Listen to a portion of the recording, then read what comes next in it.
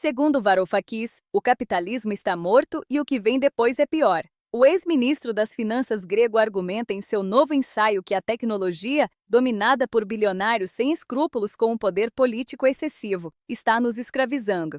O pai de Yanis Varoufakis era engenheiro químico e trabalhava em uma fábrica de aço perto de Atenas. Em uma ocasião, levou para casa várias peças de diferentes metais e as mostrou ao jovem Yanis para compartilhar sua fascinação por eles. Esses metais e a capacidade da humanidade de transformá-los em ferramentas e objetos, explicou, haviam permitido à humanidade deixar a pré-história para trás e alcançar a modernidade.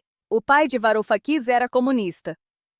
Embora estivesse desapontado com a direção que os países do bloco soviético tomaram e consciente dos danos que a industrialização havia causado a muitos trabalhadores explorados, estava convencido de que, se a humanidade pudesse dominar a tecnologia, poderia se emancipar e viver com prosperidade, liberdade e igualdade. Em parte devido aos ensinamentos de seu pai, o jovem Yanis se tornaria um economista de esquerda controverso, líder de uma nova escola de pensamento marxista e autor de best-sellers como Minotauro Global, Capitã Swing, no qual desenvolveu uma teoria complexa e bastante discutível sobre o papel dos Estados Unidos e do dólar na crise financeira europeia da última década. Posteriormente, após ser nomeado ministro das Finanças da Grécia e enfrentar a Comissão Europeia e o Fundo Monetário Internacional, tornou-se uma celebridade política mundial.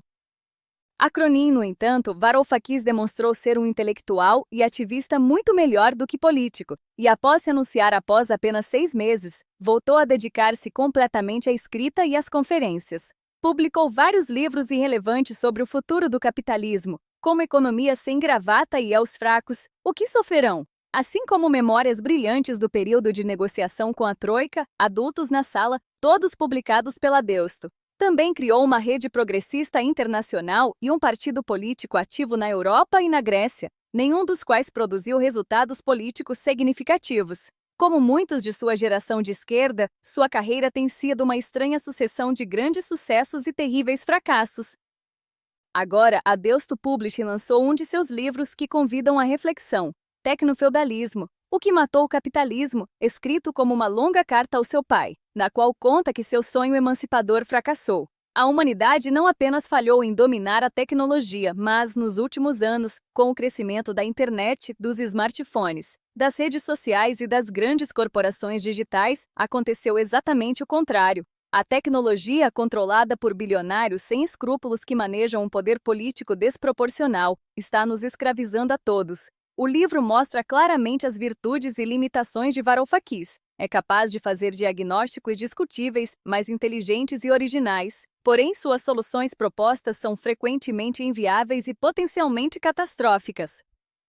A tese principal do tecnofeudalismo é ousada e provocadora. Segundo Varoufakis, o capitalismo está morto e foi substituído por um novo sistema econômico no qual somos simples servos. A economia não é mais governada pelos mercados e pela concorrência, a essência do capitalismo, mas por monopólios tecnológicos que nos impedem de operar fora de seus limites, capturam nossos rendimentos e nos fazem trabalhar de graça. Sempre que nos conectamos para usufruir dos serviços desses algoritmos, não temos outra opção senão fazer um pacto faustiano com seus proprietários, diz Varoufakis. Para usar os serviços personalizados que seus algoritmos oferecem, devemos nos submeter a um modelo de negócio baseado na coleta de nossos dados, rastreamento de nossa atividade e filtragem de nosso conteúdo de forma invisível. Uma vez que fazemos isso, o algoritmo nos vende produtos enquanto vende nossa pensão a terceiros. Portanto, a atividade econômica já não é livre, como supostamente era sob o capitalismo, e também foi deslocada para a nuvem, onde prevalecem novas regras de produção. Capital na nuvem, escreve, pode se reproduzir sem trabalho assalariado. Como?